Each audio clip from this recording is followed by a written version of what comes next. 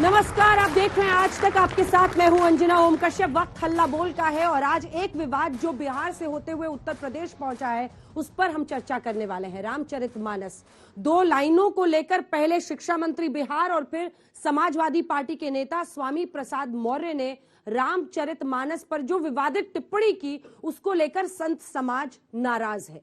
कई जो right wing के लोग हैं उनका ये मानना है कि हिंदू धर्म के लोगों को जातियों में तोड़ने के लिए ये एक साजिश रची जा रही है, क्योंकि इससे पहले स्वामी प्रसाद मौर्य की लाइन पर जब समाजवादी पार्टी से पूछा जाता था वो कहते थे ये उनका निजी बयान है, लेकिन अब समाजवादी पार्टी ने भी उनके इस बयान का समर्थन कर दिया है।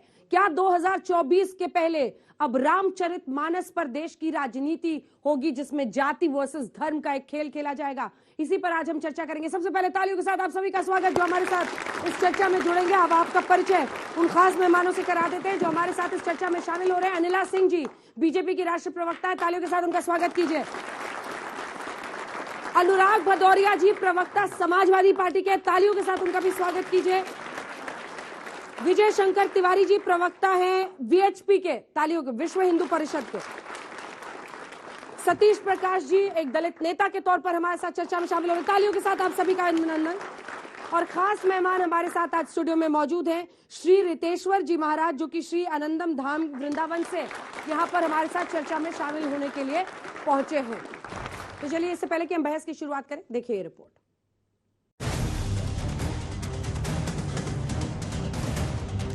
ऐसे लोगों को तो खुलेआम चौराहे पर फांसी लगनी चाहिए।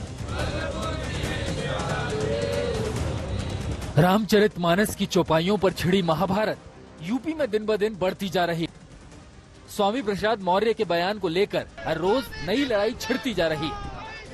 कहीं स्वामी प्रसाद मौर्य के समर्थन में नारेबाजी हो रही तो समाजवादी पार्टी के दफ्तर के बाहर शूद्र के बाद ब्राह्मण वाली पोस्टरबाजी हो रही है।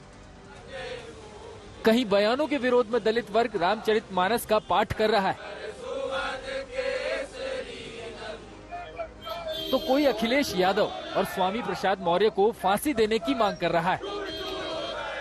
मेरा तो सीधा चैलेंज है कि मैं ये मौर्य जी या अखिलेश जी केवल एक या तो कुरान पे या बाइबल पे, उनमें भी तमाम चीजें इस तरह की हैं, महिलाओं के बारे में भी, और हर बारे में एक शब्द बोल के दिखा दें तो हम राजनीति छोड़ देंगे। इनकी औकात ही नहीं है, लेकिन इन्होंने हिंदू समाज को कमजोर समझ लिया है। ऐसे लोगों को तो खुलेआम चौराहे पे फांसी लगनी चाहिए।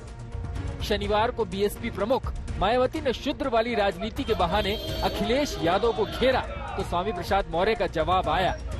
उन्होंने मायावती को अखिलेश के साथ 2019 का गठबंधन याद दिलाया, अंबेडकर का हवाला दिया, हिंदू धर्म ग्रंथों पर सवाल किया।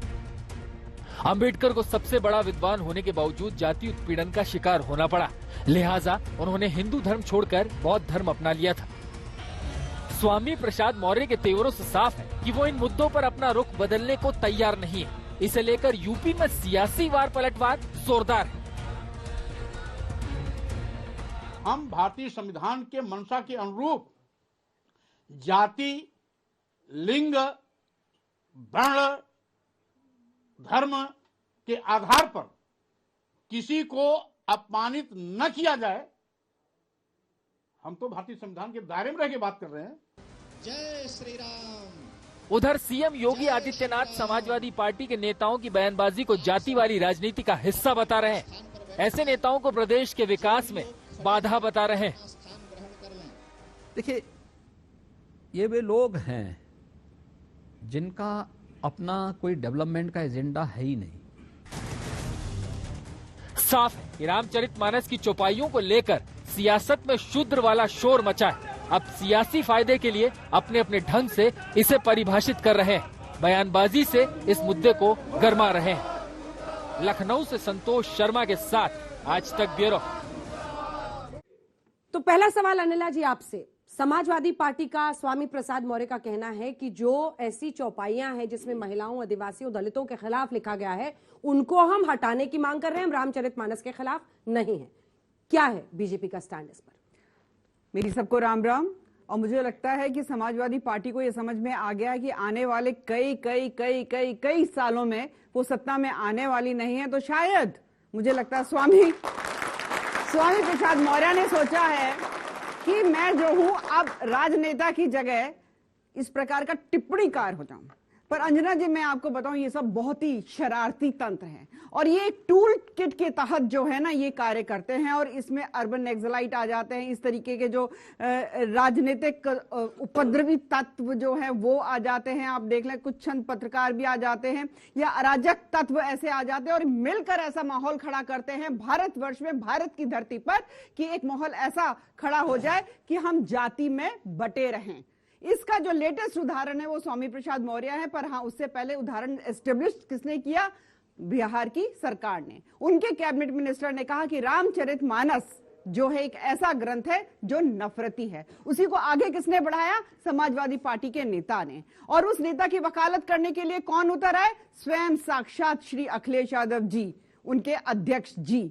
ठीक है, और आज तो हमने देखा है कि उनके जो सुनील सिंह यादव जी है ना, उसने मोहर भी लगा दी उसके ऊपर कि रामचरितमानस जो है एक नफरती ग्रंथ है। मानसिकता देखिए, मानसिकता देखिए। 1947 में जो नरसंहार हुआ, उसके बाद जो हमारा देश स्वतंत्र हुआ, जवाहरलाल नेहरू जी ने कहा कि हम जातियां हटा देंगे, गरीबी हटा देंगे। ना गरीबी हटी, ना जातियां हटी, और Samajwadi party, RJD, JDU, Congress जातीय जनगणना और करवा रहे हैं। इस धरा को खंड खंड में बांटने वाले लोग जो हैं, अब हमारे जो धार्मिक ग्रंथ हैं उसके ऊपर भी टिप्पणी करना शुरू कर देंगे क्या? ये रहेगा हमारा भारत? जब भी कोई बालक अपनी मां के गर्भ से जन्म लेता है, वो एक संस्कृति के गर्भ से भी जन्म लेता है। मेरे भारत की संस्कृति ये नहीं है कि हमारे धार्मिक ग्रंथों पे, हमारे देवी देवताओं पे आप टिप्पणी करें। चलिए जवाब दीजिए अनुराग सवाल जी, क्यों? इन्होंने अच्छी बात की, मैं उस पे आ रहा हूं। पहले इन्होंने कहा कि गरीबी हटाने की बात की गई थी, जवाहरलाल नेहरू के समय की गई थी। 2014 में तो आपने बोला था देश के अंदर में हम जब आएंगे तो यहाँ पे महंगाई हट जाएगी, गरीबी हट जाएगी, सबको रोजगार मिल जाएगा, हमारा देश विश्व गुरु बन जाएगा। विश्व गुरु बन गया क्या देश? क्या हालत है डीजल पेट्रोल की कीमत? नहीं, रास्ते पे नहीं है क्या? रास्ते पे है। आप बताइए, बनाइए। नहीं, आप बताइए। अभी हाल फिलहाल में आईएमएफ की रिपोर्ट आ गई ना, सबसे स्ट्रॉन्ग जीडीपी किसकी है? भारत की है ना भाई। बजाओ ताली नरेंद्र मोदी जी के। अब हो गया, मैं बोल लूं। अब जवाब देने दीजिए अनुराग जी। अब मैं आ रहा हूं उस पे। जब अन्य धर्मों के बारे में कोई भी टिप्पणी एक प्रवक्ता ने बीजेपी के कर दिया, उसके बाद से देश में क्या पूरे विश्व में तूफान आ गया। लेकिन फिर जब हिंदू धर्म का अपमान होता है, तब आप लोग उसमें जुड़ जा रहे हैं। अब मैं वही उसी पे आ रहा हूं। देखिए, हम समाजवादी लोग कभी भी किसी भी धर्म ग्रंथ का आप सम्मान करते हैं, हर किसी धर्म ग्रंथ का सम्मान करते हैं। और रामचरितमानस का भी हम लोग, ऐसा तो नहीं कि हमने कहा कि हम इसका पूरे रामचरितमानस का विरोध कर रहे हैं। हमने कहा कि जिसमें ये लाइन लिखी गई, ढोल गंवार शुद्ध पर सुनारी सकल ताड़न के अधिकारी। भाई, आप नारी के भी अपमान की बात कर रहे हो, शूद्र के भी बात कर रहे हो आप। तो हम तो ये कहते हैं, उसी में तुलसीदास ने आगे ये भी लिखा है कि जात पात धनु धर्म बढ़ाई, प्रिय परिवार सदन सुखदाई, सब तन तुम्हें रही उरलाई, तेह के हृदय बसे रघुराई। ये तो अच्छी लाइन है, हमने तो इसका विरोध नहीं किया। हमने कहा कोई व्यक्ति चाहे किसी भी जाति धर्म का हो, अगर वो समाज में न्याय की बात करता है, समाज में सबको सम्मान देने की बात करता है, समाज में महिलाओं का भी सम्मान करता है, समाज, तो हम उसके हृदय में प्रभु राम बसते हैं। कितनी अच्छी बात है। तो क्या हमने इसका विरोध किया? क्या हमने इसके बारे में कुछ कहा? हम तो वो कहते हैं, समय पे समाज में हमेशा इस तरह की बातें होती हैं। सती प्रथा क्या हटाई नहीं गई थी? क्या राजराम मोहन राय, यहाँ पे बाल गंगाधर तिलक यहाँ पे नहीं पैदा हुए? क्या उन्होंने समय समय पे जो हमारी त्रुटियां हैं उनको दूर करने की कोशिश की? हम कब विरोध की बात कर रहे हैं? लेकिन भारतीय जनता पार्टी इसको धार्मिक मुद्दा बनाना चाहती है और उसको राजनीतिक मुद्दा बनाना चाहती है। हम उसको सामाजिक न्याय का मुद्दा बताते हैं। ये सामाजिक न्याय है, हमें समाज में परिवर्तन की जरूरत है। जो वर्षों से दलितों पर अत्याचार होता आ रहा है, उस अत्याचार को कैसे खत्म करें, कैसे उनको सम्मान मिले, इसकी बात करना चाहते हैं। आप उसको धर्म से जोड़ दे रहे हैं, हर बात को धर्म से जोड़ दे रहे हैं। क्यों? इसलिए जोड़ना चाहते हैं क्योंकि इनके पास जवाब नहीं है महंगाई बेरोजगारी का। यहाँ पे बच्चे बेरोजगार बैठे, उस पर चर्चा नहीं करवाना चाहते। जिस तरह का ये अपना बजट लेके आए हैं, उस पर भी नहीं चर्चा करना चाहते। अगर बजट की डिबेट रखते हो तो भारतीय जनता पार्टी के प्रवक्ता भाग जा रहे हैं। क्यों भाई, क्यों नहीं आते आप? तो इसलिए कहते हैं ये सिर्फ आपका ध्यान भटका रहे हैं, इनसे बच के रहो। ये सिर्फ हमने एक लाइन की बात की है, ये पूरे रामचरितमानस की बात करने लगे। स्वामी प्रसाद मौर्य किस पार्टी के? तो मैंने क्या बोला? तो कौन भड़का रहा है? कौन किस क्यों ये मुद्दा कौन इस देश में जाति धर्म की राजनीति कर रहा है इतने दिनों से? कौन है 2014 के बाद से यहाँ पे राजनीति कर रहा है? बताइए ना, कौन है जो धर्म की राजनीति को बढ़ावा दे रहा है? जवाब दीजिए यहाँ पे 7-8 साल से कौन है जो यहाँ विकास की राजनीति नहीं करता? कौन पार्टी है जो धर्म की राजनीति लगातार करते चली आ रही है? जिस लाइन की वो बात कर रहे हैं, जिस लाइन की बात कर रहे हैं, उस पर आपका जवाब। और हमने दूसरी लाइन भी देखिए, उनकी तुलसीदास की सुनाई है, इसको ही पढ़ के सुना दीजिए। नहीं, इस लाइन का तो नहीं, विरोध हम नहीं कर रहे हैं। मैं उत्तर देती हूँ। वैसे आपका उत्तर देने के लिए धर्मगुरु जी यहाँ पर हैं, आपको उत्तर दे देंगे। लगातार इस पर जितने भी हमारे धर्मगुरु हैं लगातार बता रहे हैं इसका अर्थ समझिए, परंतु अगर दिमाग में पर्दा डाल रखा है तो वो कैसे हटेगा। यहाँ पर इन्होंने कहा देखो देखो, हम तो केवल और केवल जो है इस चौपाई पे बोल रहे हैं, हम उस चौपाई पे नहीं बोल रहे। ये वो लोग हैं जिन्होंने अयोध्या में कार सेवकों के ऊपर गोलियां चलवाई, सड़कें लाल करी खून से, राम मंदिर ना बन सके इसका पूरा प्रयास किया। और जिन लोगों ने कार सेवकों के ऊपर गोलियां चलवाई उनसे पूछा क्यों चलवाई भाई, क्यों मरवा दिया इन लोगों को? ये तो भक्त थे, कहते मैं संविधान की रक्षा कर रहा था। और अभी भी ये लोग क्या कर रहे हैं, उस चौपाई का उदाहरण देकर कहते हैं संविधान ने हमें ये स्वतंत्रता दी हुई है कि राइट टू स्पीच। ये सारा राइट टू स्पीच जो है वो सनातन के ऊपर ही क्यों आ जाता है? वो सारा राइट टू स्पीच जो है हिंदू देवी देवताओं के ऊपर ही क्यों आ जाता है? साहब गुजारिश है, नहीं गुजारिश है, जरा सा किसी और धर्म पर भी ये अपनी जो एक्सपर्ट टिप्पणी है करके दिखाइए। अच्छा, सवाल देखिए, कमाल की बात, इनसे हमने बात की तो आप चले गए किसी और। अरे सब मैं कह रहा हूं कि बाकी 3 लोग भी बोल रहे, उसके बाद से आप दोनों बोलते रहिएगा। सतीश। अंजना जी, भारत धार्मिक रूप से गुलाम नहीं, इसलिए वो भारत किसी धार्मिक किताब से चल नहीं सकता। मैं एक लोकतांत्रिक व्यवस्था में पैदा हुआ। आप खड़े की कोई भी लोकतांत्रिक व्यवस्था स्वामी प्रसाद मौर्य के साथ खड़े हैं या बीजेपी की तरफ खड़े हैं जो उनकी? मैं मानवता के साथ खड़ा हूं, हाँ, मैं सच्चाई के साथ खड़ा हूं, मैं झूठ के साथ बिल्कुल नहीं खड़ा हूं। देखिए, आस्था की सेज सजाकर अगर आप सामाजिक न्याय की लड़ाई के साथ बलात्कार करेंगे तो मैं 100% उसका विरोध करूंगा। यह सच है कि इस देश की अगर 85% आबादी इन लाइनों को लेकर के अगर आपत्ति जताती है तो आखिर 15% लोगों की क्या मजबूरी है कि वो तुलसीदास जी की इन लाइनों के साथ खड़ी है। तुलसीदास जी का विरोध राम का विरोध नहीं हो सकता। विरोध में ये कैसे साबित होगा? तुलसीदास जी राम नहीं है, तुलसीदास जी एक राइटर हैं, तुलसीदास जी का विरोध राम का विरोध नहीं हो सकता। और तुलसीदास जी के समकालिक लोगों ने, कबीर ने बाकायदा तुलसीदास जी के इस नजरिए से आपत्ति जताई है। वहीं पे आपके रैदास जी होते हैं, रैदास जी ने खुद ये कहा कि मैं इन बातों से सहमत नहीं हूं। एक पढ़ेगा, एक लड़ेगा, एक करे व्यापार, बाकी सब सेवा करें, ऐसा उन्होंने राज नहीं चाहा। उन्होंने राज ये कहा कि सब पढ़ेंगे, सब लड़ेंगे, सब करें व्यापार, सबकी सब सेवा करें, ऐसा चाहूं मैं राज। मेरा कहना यह है कि इस लोकतांत्रिक व्यवस्था में देखिए, जाति भारत की सच्चाई है, इसमें कहीं कोई दो राय नहीं। अगर जाति सच्चाई है तो जाति डिस्क्रिमिनेशन है। खुद बाबा साहब ने यह कहा कि यह देश राजनीतिक रूप से आजाद हो रहा है, यह देश अभी धार्मिक रूप से कहीं ना कहीं गुलामी की तरफ है। इस देश में कहीं ना कहीं जातीय उत्पीड़न रहेगा। मैं अपने अनुयायियों से यह उम्मीद करूंगा कि इस देश में जो तीसरी आजादी की लड़ाई है, 1857 पहली लड़ाई, दूसरी लड़ाई में देश आजाद हुआ और सामाजिक आजादी की लड़ाई लड़ी जाएगी। 100% ये तमाम युवा आज ये जाति के चश्मे में आप लोगों को भटका सकते हैं, निश्चित रूप से यही लोग खड़े होंगे और भारत के लिए सबसे बड़ी बात है। और एक बात और कह दूं बस लास्ट, लाइनें चेंज करना या ना चेंज करना ये कोई मुद्दा नहीं है, पूरी दुनिया का इतिहास है। अगर आप क्रिश्चियनिटी को देखेंगे, आप ओल्ड टेस्टामेंट से न्यू टेस्टामेंट के ऊपर जाते हैं, इसी दुनिया के अंदर अगर जापान के सैनिकों के ऊपर यह आरोप लगता है कि उन्होंने 2 लाख चीनी महिलाओं के साथ व्यभिचार का, वो माफी मांगता है। अगर जापान का प्राइम मिनिस्टर चीन में जाएगा, माफी मांगेगा।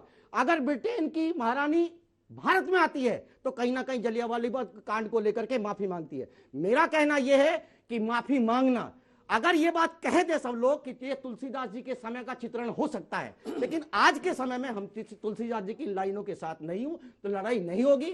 मेरा कहना यह है कि धर्म से पेट नहीं भरता, ये बात मान लीजिए। धर्म से आप लड़ाई लड़ सकते हैं, धर्म से पेट नहीं भरता। लोगों को रोजगार चाहिए, लोगों को रोटी चाहिए, लोगों को सम्मान चाहिए। स्वामी जी, उनकी बातों का जवाब। सतीश प्रकाश जी, आपकी बातों को मैंने सुना। Do you know about religion and spirituality? Religion और स्पिरिचुअलिटी के बीच आपको अंतर पता होना चाहिए। आप रिलीजन की बात करके तालियां बजवा रहे हो या स्पिरिचुअलिटी की बात कर रहे हो, आध्यात्म या जिस धर्म की बात आप कर रहे हो। धर्म का सीधा सीधा अर्थ, मेरे बच्चों आप ताली बजा रहे हो, सत्य को धारण करने की क्षमता को धर्म कहते हैं। वो सत्य धारण करना चाहिए कि नहीं करना चाहिए? ये कह रहे हैं धर्म से पेट नहीं चलता, जीवन जीने की कला को धर्म कहते हैं। उस जीवन जीने की कला से रोटियां मिलेंगी कि नहीं मिलेंगी, रोजगार मिलेंगे कि नहीं मिलेंगे? आप किस धर्म की बात कर रहे हैं? दूसरी बात सुनिए, इस दुनिया में सबसे ज्यादा विकसित कंट्री कौन है? America, Sweden and Japan. सबसे ज्यादा लिटरेसी कहां है? America, Sweden and Japan. Education नहीं है, लिटरेसी है। There are big difference between literacy and education. Literacy education नहीं हो सकता, लेकिन इन तीनों कंट्रियों में सबसे ज्यादा पागल हैं और सबसे ज्यादा आत्महत्याएं होती हैं। ये कनेक्शन क्या कहलाता है? जहां सबसे ज्यादा पर व्यक्ति आमदनी, जहां सबसे ज्यादा पढ़ाई, वहां पर सबसे ज्यादा आत्महत्या। और आप कह रहे हैं धर्म की जरूरत नहीं है, आप कह रहे हैं नीतियों की जरूरत नहीं है, आप कह रहे हैं आनंद की जरूरत नहीं है। धर्म का अर्थ होता है आनंद, धर्म का अर्थ होता है इनर ब्लिसफुलनेस, धर्म का अर्थ होता है ट्रूथ, धर्म का अर्थ होता है लव, नथिंग एल्स। उस धर्म की बात करने में आया हूं। आप ये मत समझो कि दाढ़ी बढ़ाकर खड़े हो गए। मेरे गुरु ने मुझे बहुत पढ़ाया, हायर एजुकेशन दी, बहुत धन संपत्तियां दी। मेरे बाद 7 पीढ़ियां बैठ करके भारत में धर्म का प्रचार कर सकती हैं।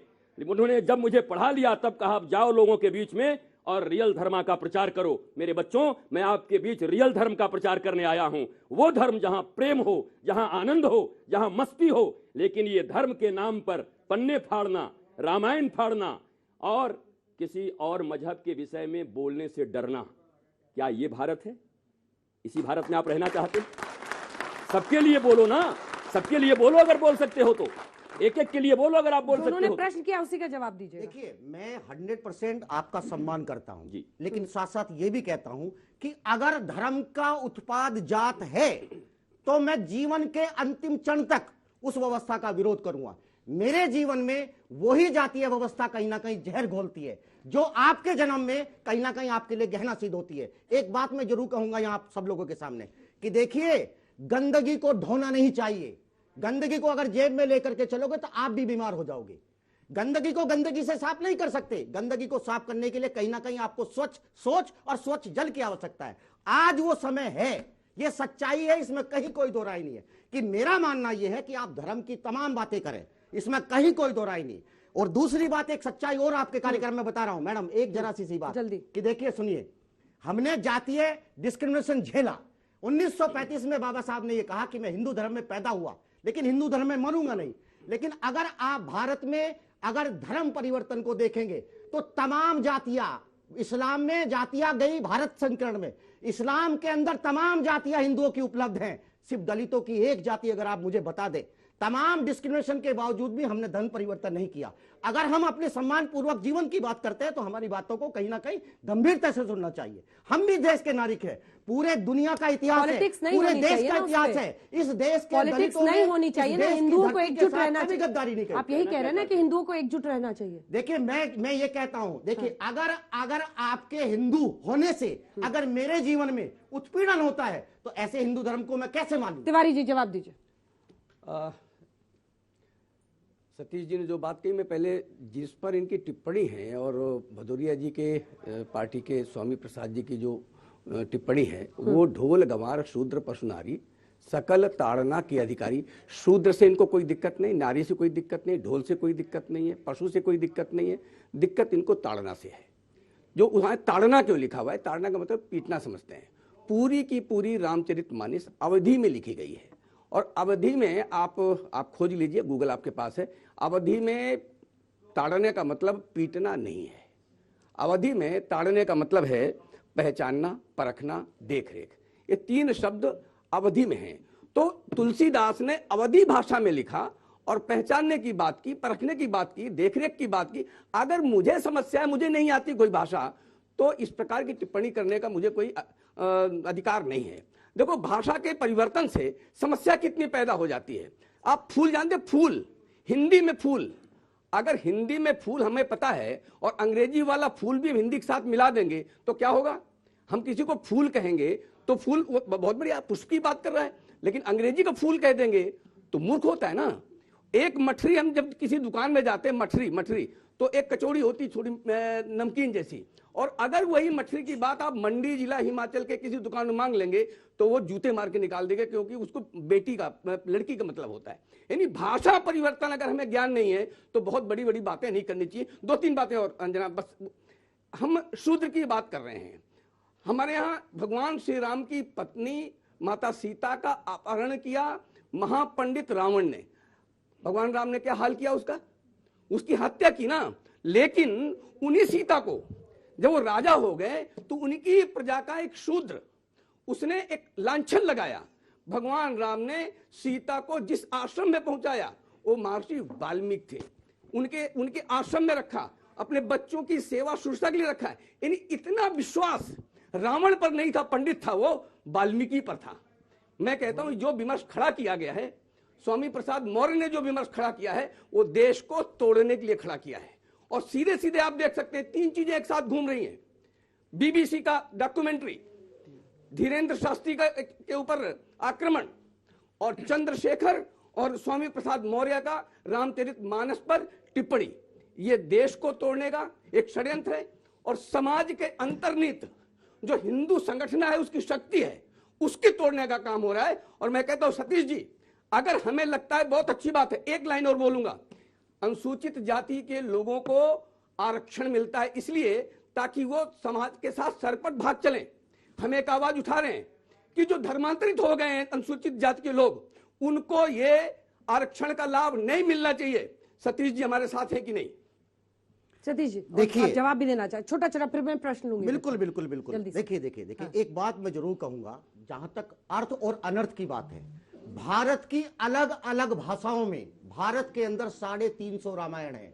अगर तुलसीदास जी की रामायण यहां है तो दक्षिण में कहीं ना कहीं पेरियार की रामायण भी है। अगर आप पेरियार की रामायण पढ़ के देखिए, मैं किसी विवाद को जन्म नहीं देना चाहता। मेरा कहना यह है कि धर्म परिवर्तन अगर हुआ है, अगर आपको लगता है कि तुलसीदास जी की ये लाइनें ठीक है, तो सरकार, संसद, संविधान से बड़ी कोई व्यवस्था नहीं है, संसद के अंदर जाकर के चर्चा कराए। एक बात मैं और कहूंगा, आपने जातीय जनगणना की बात करी, जाति से आपको दिक्कत नहीं है, लेकिन जाति की जनगणना हो जाएगी, इससे आपको दिक्कत है। दिक्कत आपको इससे नहीं है, दिक्कत आपको यह है कि मंडल और कमंडल, समय ये बताएगा कि मंडल कमंडल के ऊपर भारी पड़ेगा या कमंडल मंडल के ऊपर। लेकिन एक बात मैं दावे के साथ कह सकता हूं कि अगर भारत में जातीय जनगणना के आंकड़े आए तो कहीं ना कहीं हिस्सेदारी की बातें होंगी, निश्चित रूप से। मेरे प्रश्न का उत्तर सतीश जी नहीं दे रहे, मेरे प्रश्न का उत्तर नहीं दे रहे हैं जी। अब आप पॉलिटिकली थ्रेटन कर रहे हैं, आप राजनीतिक रूप से डरा रहे हैं ना। आप कह रहे हैं कि कमंडल पर मंडल भारी होगा। ये कमंडल और मंडल दोनों ही राजनीतिक हथियार बने इस देश में। जात ढोता हूं, मेरे गले में जात है। एक वो लोग हैं कि जो जाति की तख्ती गले में डाल करके जातिवाद के खिलाफ डोलते हैं, एक मैं हूं कि जो जातिवाद की वजह से कहीं ना कहीं त्रस्त होता हूं। मुझे ऐसा लगता है कि अब जातीय जनगणना होनी चाहिए। अगर पिछड़े अपनी जाति को जानेंगे, इसमें किसी को क्या दिक्कत हो सकती है? निश्चित रूप से कहीं ना कहीं हिस्सेदारी की लड़ाई लड़ी जाएगी। छोटा सा जवाब। मैं बिल्कुल, हमने मायावती जी के पैर, सभी वर्गों के लोगों ने मायावती के पैर छुए, ये हमने देखा है।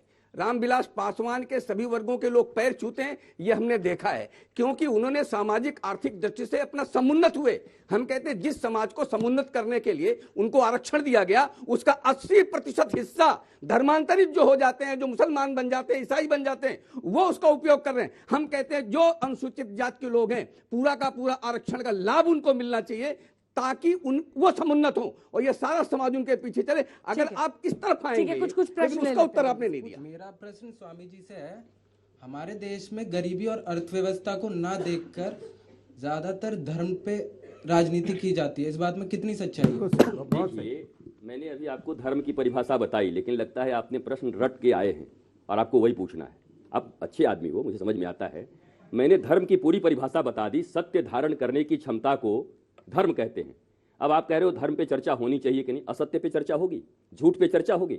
धर्म के अंतर्गत गुरुकुलम में जब पढ़ाई होती थी, हमारे गुरुकुलम में 20 प्रकार के रोजगार की शिक्षा दी जाती थी, एरोनॉटिक्स की शिक्षा दी जाती थी। आप गुरुकुलम देखे ही नहीं, आपने मैकोले की शिक्षा व्यवस्था प्राप्त की है, जिस मैकोले ने लिखा है कि 90 साल तक भारतीय मानसिक रूप से गुलाम रहेंगे। हम मैकोले की पढ़ाई पढ़े हुए लोग, 3 पीढ़ियां हमारी गुजर गई।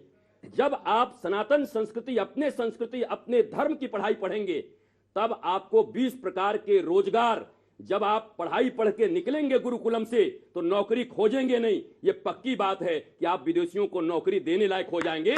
इसी को भारत विश्व गुरु कहा जाता है, यही विश्व गुरु था भारत।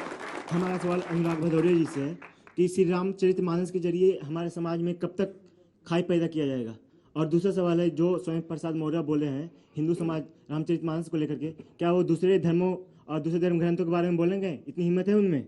देखिए अब जवाब देखिए, तो सवाल ये है, बार बार स्वामी जी ने भी बोला, हम भी इस बात को कह रहे हैं कि एक लाइन की बात है, दूसरी जो उसमें रामचरितमानस का विरोध नहीं है पूरी तरह से।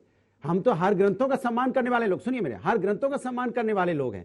लेकिन जब ये भारतीय जनता पार्टी को एहसास हो जाता है कि बात को उसको धर्म की राजनीति में कन्वर्ट करना है, हम कह रहे हैं कि जो पिछड़े लोग हैं, जो दलित लोग हैं, जिनके साथ अन्याय सदियों से होता रहा है, मूंछ नोच दी जाती है अगर वो घोड़े पे बैठ जाते हैं। पता है आपको कि नहीं?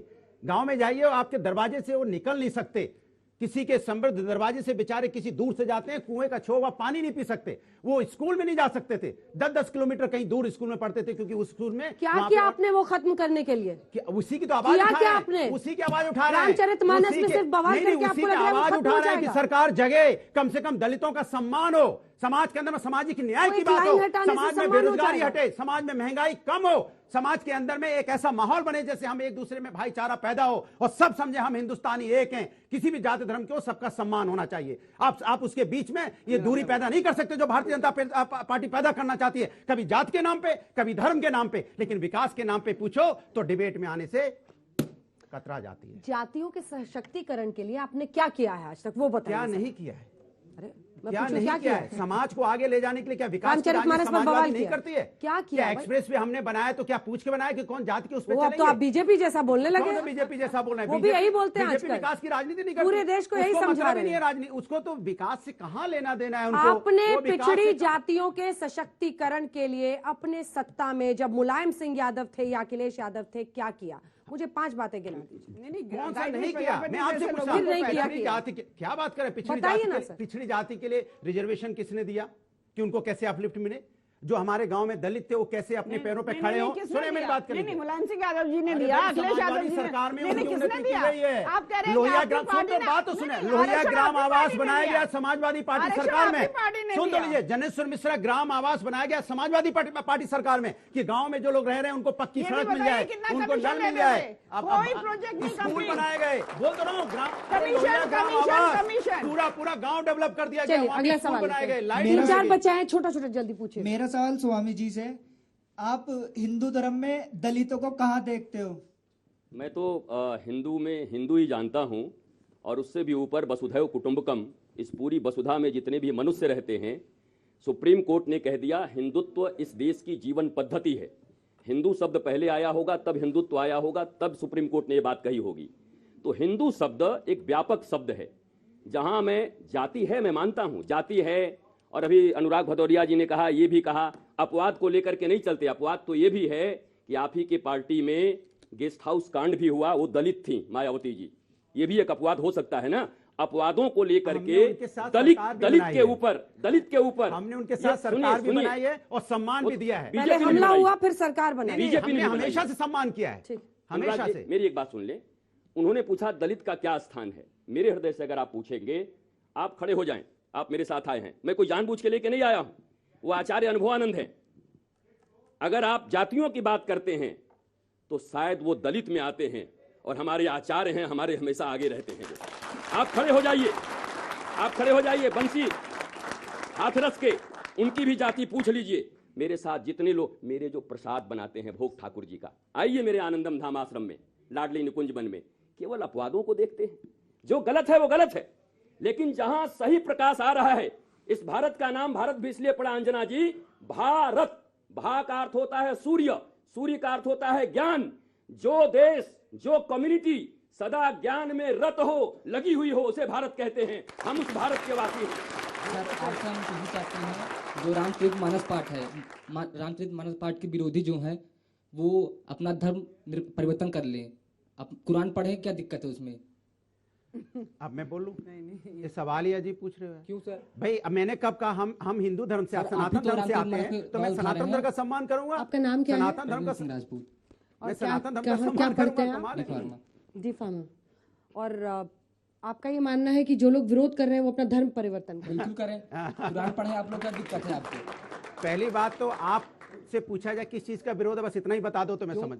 किस चीज का विरोध कर रहे हैं? आपने जो कहा, किस चीज का विरोध कर रहे हैं? रामचरितमानस किस चीज का विरोध है? आप गुस्सा मत कीजिए, बच्चा अपनी बात कह रहा है। पूछ रहा हूँ विरोध हर तरह की असहिष्णु, इंटॉलरेंस नहीं पूछिए किस चीज आप का कह रहे हैं लाइन के बारे में। कौन सी लाइन? जो आप अरे कौन सी लाइन बोलो ना प्रभु, मेरे छोटे भाइयों बोलो कौन सी लाइन? अभी इससे भिड़ गए आप। मैं पूछ रहा हूँ, उनको मालूम नहीं है ना। जो आपसे सवाल पूछेगा वो सारे बीजेपी की बात नहीं है, ज्ञान की बात है कि वो बच्चे को अभी पता नहीं किस पे बात हो रही है, इसीलिए पूछ रहा हूँ किस पे बात हो रही है वो बता दो। सर रामचरितमानस पे। किस चीज पे? रामचरितमानस पे कह रहे हैं। कौन सी 2 लाइन बेटा? कौन सी 2 लाइन? उसको लाइन याद नहीं है। जो हिंदुओं के बारे में कह रहे हैं आप। कौन सी हिंदुओं के बारे में? सर क्यों?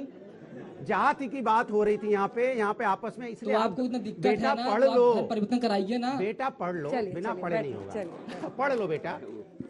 मेरा सवाल आपसे ही है, आप लोग शुभचिंतक बन रहे हैं जातियों के, समाज के, भारत के, तो कुरान में एक वर्ड है मुशरिक, जिसका अर्थ होता है मूर्ति की पूजा करने वाले, आप उसको हटाने की मांग क्यों नहीं कर रहे?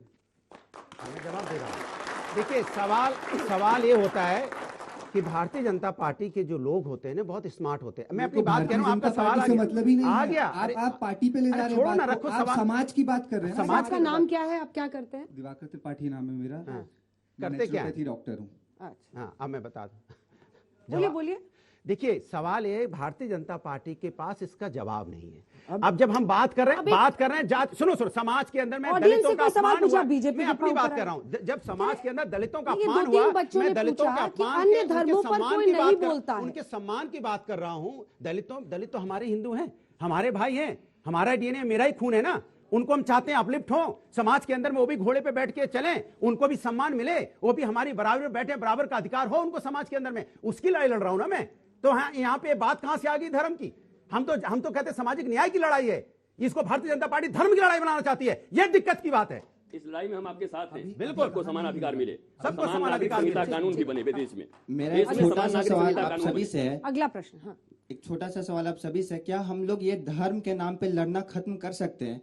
आचार्य जी आपसे एक मेरा स्पेशल सवाल है, धर्म तो प्यार का संकेत होता है ना, फिर इसे लड़ाई का, लड़ने का और पॉलिटिक्स का मुद्दा क्यों बनाया जाता है? हमारा जो हम लोग जो युवा लोग हैं, क्या हम लोग ये उम्मीद कर सकते हैं कि हमारे पॉलिटिशियन लोग आकर के किसी विकास पर बात करें, या क्या हम ये उम्मीद कर सकते हैं? आपने मुझसे जो पूछा है मैं उसका जवाब दे देता हूँ, छोटा सा, बहुत छोटा सा। तो आपने कहा धर्म, आपने कहा धर्म में विकास की बात हो सकती है, धर्म लड़ाई का चीज नहीं है। आपने धर्म की परिभाषा सुन ली, सत्य धारण करने की क्षमता। आप श्री कृष्ण को जानते हैं, श्री कृष्ण इनकारनेशन है। डिप्लोमेसी और पॉलिटिक्स श्री कृष्ण से पैदा हुई है। अगर आपको जानकारी नहीं है तो इस बात को समझ लीजिए, महाभारत से राजनीति वहीं से पैदा हुई है। राजनीति बुरी चीज नहीं है, प्रजा के ऊपर शासन करने की वह नीति जिससे प्रत्येक प्रजा के जीवन में आनंद, प्रेम और शांति आए, उसे राजनीति कहते हैं। राजनीति भी धर्म का एक अंग है। धर्म और राजनीति को चीनी और पानी की तरह, शरबत की तरह हो जाना चाहिए, इसको बिल्कुल अलग नहीं करना चाहिए। अगर ये दोनों एक रहेंगे तो जीवन में आनंद होगा, प्रेम होगा, शांति होगी, मस्ती होगी। आप धर्म की गलत व्याख्या कर रहे हैं, रिलीजन की व्याख्या कर रहे हैं। स्पिरिचुअलिटी का अर्थ होता है स्पिरिट, स्पिरिट का अर्थ होता है उत्साह। क्या इस जीवन में उत्साह की जरूरत नहीं है? ठीक है, ये तीनों हाथ उठा लें। मैं तो स्वामी जी की बात से सहमत हूं, लेकिन सबके सामने पूछ लो कितनी बार मैंने विकास का नाम लिया? कम से कम 4-5 बार लिया। बेरोजगारी, महंगाई पे चर्चा की। क्या भारतीय जनता पार्टी के किसी नेता ने, यहाँ पे खड़े प्रवक्ता ने, उनके सपोर्टर ने क्या विकास पे और बेरोजगारी, महंगाई पे बोला? नहीं बोलना है। ये सोचते हैं समाज के अंदर में धर्म की राजनीति को हम किसी तरह से दूसरे एंगल में कन्वर्ट कर दें। हम सामाजिक न्याय की बात कर रहे हैं, वो धर्म की बात कर रहे हैं। हमने कब रामचरितमानस के विरोध की बात की? हम तो सम्मान की बात कर रहे हैं। हम कह रहे हैं उसमें सम्मान की बात हो रही है, आप उसको ले जाके धर्म में कन्वर्ट कर दे रहे हो। हम धर्म की बात ही नहीं कर रहे हैं। ठीक है, अनिला जी। मेरे भोले भाले समाजवादी पार्टी के प्रवक्ता छोटे भाई, मैंने बताया कि मेरे भारत में विकास दर अभी क्या चल रही, मैंने बताया। नहीं सुनना चाहते, नहीं सुने, ये इनकी मर्जी है। मैं अभी सतीश जी को सुन रही थी और ये कह रहे थे भारत में जाति सच्चाई है। जी नहीं, भारत की सच्चाई वर्ण व्यवस्था। एक सेकंड, मैं आपके बीच में नहीं बोल रही। बता दीजिए विकास, भारत की सच्चाई, विकास दर बता दीजिए और बेरोजगारी दर भी बता दीजिए, महंगाई दर भी बता दीजिए। 8% से ऊपर बेरोजगारी दर है। कर लें डिस्कशन, अर्थव्यवस्था पे अगली बार आमंत्रित कर लीजिएगा। मेरे भारत की सच्चाई जाति व्यवस्था नहीं, वर्ण व्यवस्था है। परंतु ऐसे लोगों ने, ऐसे लोगों ने यहाँ पर जाति व्यवस्था को बहुत मजबूती से पाल कर रखा है, क्योंकि इनको डिवाइड एंड रूल की राजनीति करनी होती है, इन्हें बताना होता है। मायावती, सुश्री बहन मायावती जी जो हैं, अपने आप को दलित नेता बोलती हैं ना, जन्मदिन पे बड़े बड़े नोटों की माला पहनती हैं, बड़े बड़े डायमंड्स पहनती हैं, इतने बड़े बड़े हार पहन के सोने के, और फिर वो दलित की बेटी बनकर अपना जन्मदिन मनाती हैं। मुझे बता दीजिए वो कौन सा उदाहरण है? उसी प्रकार की बात मैं कहती हूं, अपने आप को समाजवादी पार्टी वाले लोहियावादी बताते हैं। जो श्री लोहिया जी ने कहा, क्या उस पर ये लोग एक कदम चलते हैं? दूसरी नहीं, मैं देखिए, ऐसा है कि बारंबार आप मेरे को टोक रहे। मेरा धर्म, सनातन धर्म जो है, किसी एक पुस्तक से नहीं चलता। सतीश जी, मैं बहुत इंपॉर्टेंट बात कर रही हूं। सनातन धर्म किसी एक पुस्तक से नहीं चलता, वन बुक गवर्न नहीं है। चाहे वो इस्लाम हो, चाहे वो क्रिश्चियनिटी हो, ये लोग वन बुक गवर्न है। इसलिए हम फंडामेंटलिस्ट नहीं हैं। हिटलर फंडामेंटलिस्ट था, ज्यूज का क्या हुआ? जिनोसाइड हुआ। मुझे ये बता दीजिए, कश्मीर में हिंदुओं की क्या गलती थी? वहां उनका जिनोसाइड क्यों हुआ? इसका जवाब देना। एक छोटी सी बात, एक जरा सी बात का इनका बात कह दूं। अनिला जी ने एक बात कही है, देखिए यही मेरा विरोध है। ये नजरिया जो है ना, सुनिए, पॉलिटिकल होने वाले हैं। बहन जी के गले में नोटों की माला है, तो आपने ये सपना देखा था ना कि दलितों के गले में सिर्फ जूतों की माला होगी। सुनिए मेरी बात, सुनिए। ये भारत की परंपरा है, तमाम शादी के मौके के ऊपर हर व्यक्ति के गले में नोटों की माला पड़ी है। अगर एक दलित की नोटों की माला डाल दी, आपका सपना खराब हो गया। आपको ये लगता है कि इस देश के दलितों के गले में कहीं ना कहीं जूतों की माला हो? एक मेरी बात तो सुनिए। मैं साइंस का विद्यार्थी हूँ। एक छोटी सी बात कहना चाहता हूँ। सुनिए। अभी मौजूदा राष्ट्रपति कौन है इस देश के? आदिवासी। हाँ, उससे पहले कौन थे? दलित। क्या प्रॉब्लम है? मतलब नोटों की माला, अगर भ्रष्टाचार का आरोप लगता है, नोटों की माला की बात होती है, तो आप उसको दलित सशक्तिकरण की बात करते हैं। कुछ परिवार, एक सेकेंड, कुछ परिवार सत्ता को अपने पर्सनल जागीर बना ले, उसको आप सशक्तिकरण कहते हैं। देश के दलितों के पास सबसे ज्यादा धन है, तो हम भारत सरकार से आपके इसी चैनल के माध्यम से एक मांग करते हैं कि तमाम देश के जो दलित नहीं, तमाम देश के नेताओं की संपत्ति घोषित करो। तमाम देश के गरीब इनके नेता हैं, इनके बीजेपी के लीडर्स के पास कोई धन नहीं है, रोज मांगते खाते हैं, रोज कहीं ना कहीं पैदल चलते हैं। सुनिए, छोटी सी बात कहूंगा, नोटों की माला, विवाद नहीं है, नोटों की माला सशक्तिकरण नहीं है प्रभु, विवाद नहीं है। एक छोटी सी बात कहूंगा, पढ़ा लिखा होने के नाते कहूंगा कि देखिए, साइंस का विद्यार्थी हूं और डार्विनवाद दुनिया में चलता है। जो समय के अनुकूल अपने आप को ढालेगा वही कहीं ना कहीं जिंदा रहेगा। धर्म में जितनी कठोरता रहेगी वो कहीं ना कहीं चीजों को खत्म करेगी। एक छोटी सी बात देखिए, सुनिए, हम जब पैदा हुए थे ना, तो हमको नहीं पता था कि क्यों पैदा हुए, और हमने जिन घरों के ऊपर, जिस दरवाजे से हमने कहीं ना कहीं अत्याचार था, उन्हीं दरवाजे के ऊपर जाकर के हमने काम मांगा, हमने अपने आप को जिंदा रखा। हम जिंदा रहे, आपके बीच में है। हमने शिक्षा ग्रहण करी, हमने संविधान को माना, हमने मानवता नहीं मानने दी, और हम एक ऐसे भारत का निर्माण चाहते हैं कि जहां सब लोगों को इक्वलिटी की बात हो। कोई भी अपर कास्ट हो, मुझे कोई दिक्कत नहीं है। महिला चाहे किसी भी समाज की हो, निश्चित रूप से उसका सम्मान होना चाहिए। तुलसीदास जी हो या कोई भी हो, बेटी बेटी सबकी होती है। ये दलित की बेटी है, शूद्र की बेटी है, पिछड़े की बेटी है, अलग की बेटी, गलत है। इसके ऊपर कहीं ना कहीं तुलसीदास जी की ये गलती है, इसको मान लेना चाहिए। 5 सेकंड।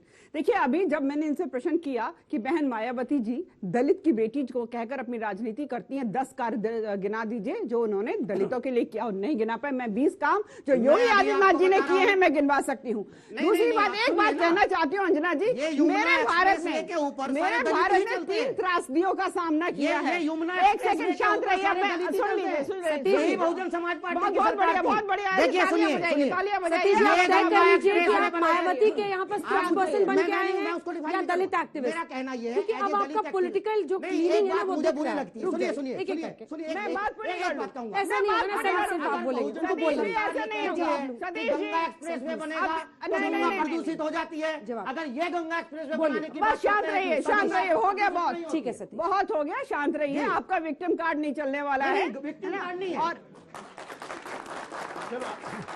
अभी इन्होंने कहा कि धर्म से क्या पेट भरता है। एक सेकंड, धर्म से क्या पेट भरता है। अभी अभी सतीश जी ने ये बात कही और हमारे अनुराग भाई ने भी ये बात कही, धर्म से पेट नहीं भरता ये कहता। मुझे ये एक सेकंड में बहुत इंपॉर्टेंट, आप जब सनातन की बात आती है परेशान क्यों आते हैं? सनातन की बात आते ही परेशान हो गई, सनातन की बात आई है परेशान। मेरी बात पूरी कर दे भाई। सनातन पे आपका आक्रमण, महिलाओं पे आपका आक्रमण क्या हो रहा है? बोलने दीजिए, क्यों चुप करा रहे हैं? देखिए ऐसा है कि अभी इन्होंने कहा कि धर्म से क्या पेट भरता है। मुझे ये बता दीजिए, जब डॉक्टर सर्जरी करने के लिए ओटी में जाते हैं तो क्या वो अपने ईश्वर को याद नहीं करते हैं? लेकिन जो लोग रॉकेट उड़ाने के लिए जब साइंटिस्ट जाते हैं तो क्या वो अपने ईश्वर को याद नहीं करते हैं? तो हम घर से निकलते हैं तो क्या हम अपने इष्ट को प्रणाम कर उनका आशीर्वाद लेकर नहीं निकलते हैं? और ये कहते हैं कि क्या धर्म से पेट नहीं, क्या पेट भरता है कि नहीं? ठीक है तिवारी जी, एक मिनट सतीश जी बहुत बोलिए यार जी, हमारी बात सुनो। देखो अभी तक सतीश जी ने हमारी बात का उत्तर नहीं दिया। वास्तव में एक मिनट, दलितों के उत्थान के लिए जो मैंने बात की थी, भारत में जब ये रिजर्वेशन दिया गया, रिजर्वेशन दलितों के उत्थान के लिए था, गरीबों के लिए नहीं था। गरीब तो ब्राह्मण भी है, गरीब तो ठाकुर भी है, गरीब तो बनिया भी है, और दलित सब गरीब है, लेकिन गरीबों के लिए नहीं दिया गया, दलितों के लिए दिया गया, ताकि वो जो पिछड़ गए हैं, असमानता हो गई है, विषमता है, उनको साथ लेकर साथ दौड़ा जाए। और हम कहते हैं वो आरक्षण 80% हिस्सा उसका धर्मांतरित अनुसूचित जाति के लोग ले रहे हैं, नहीं मिलना चाहिए, केवल अनुसूचित जाति के लोगों को मिलना चाहिए। इस पर अभी तक कोई भी विमर्श नहीं हुआ इनका। देखिए, अगर आपको ये लगता है कि आरक्षण उन लोगों को नहीं मिलना चाहिए, तो मैं आपको इस मंच के माध्यम से ये कहना चाहता हूं कि सरकार बाकायदा लोकसभा के अंदर आपकी सरकार है, लाइए इस मुद्दे को लेकर के, कहीं कोई दिक्कत नहीं। आपका क्या मत है? सुनिए, आपका क्या मत है? 100% समझ गया जी, समझ गया, बिल्कुल समझ गया। वो कह रहे जिन्होंने धर्म बदल लिया है उनको ना मिले। आपकी इस पर क्या राय है? अंजना जी, मैंने मिलना चाहिए, एक बात कही ना, सिंपल बात। जिस धर्म की ये बात करना चाहते हैं उस धर्म के भारतीय संस्कृति में जाति है, उसमें जाति है। मेरी जाति वहां शामिल नहीं है, इनकी जाति दलितों के मसीहा। जल्दी धर्म के लालच में इन्होंने जाति पे चेंज करी है, हमने नहीं चेंज करी। एक सेकंड प्लीज। नमस्ते सर, मैं आपसे एक बात पूछना चाहती हूँ कि हम हिंदू में शायद इन कास्ट को लेकर इतना झगड़ा करते रहते हैं, मुस्लिम रिलीजन में भी तो कास्ट होती है, उस पर तो कोई बात नहीं करता कभी। बहुत बढ़िया, जल्दी। हेलो सर, मेरा प्रश्न आपसे है, आप बोल रहे थे दलित को लेके इक्वल अपॉर्चुनिटीज को लेके जहाँ पे अपर कास्ट और लोअर कास्ट नहीं होना चाहिए, तो इंडिया तो खुद धर्मनिरपेक्षता का देश है, जहाँ पे धर्मों को लेके हमने कभी बात ही नहीं की। इंडिया तो खुद सेक्युलर कंट्री है, तो यहाँ पे हमें दलित को लेके बात अभी क्यों हो रही है? आखिरी सवाल जल्दी से। मेरा सवाल स्वामी जी से है कि हमारे देश में हमेशा से ऐसा देखा जा रहा है कि जो हमारे हिंदू से ही आते हैं दलित समाज, और दलित समाज से खास करके मनुस्मृति पे और जो श्लोक पे भी जो महाभारत इसमें रामचरितमानस में जो श्लोक है उसमें जो आवाज उठाया जा रहा है, तो कहीं न कहीं उसमें कुछ ऐसा तो जरूर लिखा होगा जो कि दलित समाजों को कहीं न कहीं घात करता होगा, जो कि तो इस पे मतलब कि आपका क्या राय है?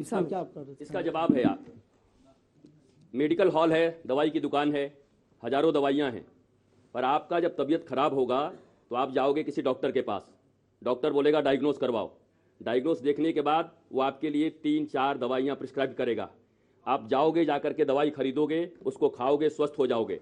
लेकिन आप कहो कि मेरे पास करोड़ रुपया है, हम तो सारी दवाई खा करके स्वस्थ हो जाएंगे, तो मर जाओगे। रामचरितमानस है, सुने, अरे सुन लीजिए, अरे सतीश जी सुनिए, अरे सतीश जी सुनिए, धैर्य रखिए।